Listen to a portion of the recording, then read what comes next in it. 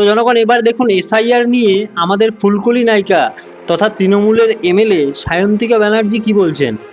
আমরা এসআইআর হোক তাতে আপত্তি নেই, কিন্তু বৈধ ভোটারের নাম কেটে দিয়ে তোমরা নাটক করবে। আরে দিদি, এসআইআর এর নির্দেশিকায় কোথায় লেখা আছে যে বৈধ ভোটারের নাম বাদ দেওয়া হবে? এসআইআর নিয়ে আপনাদের এত ফাটছে কেন? বৈধ ভোটারের নাম কেটে দিয়ে তোমরা নাটক করবে। হ্যাঁ, নাটকটা কে করছে মঞ্চে উঠে সেটা জনগণ দেখতেই পাচ্ছে। কেমন দিলাম? সিনেমাতে তো ঠিকঠাক অভিনয় করতে পারেন না, তাই এবার রাজনৈতিক মঞ্চে উঠে সেটা পূরণ করছেন নাকি?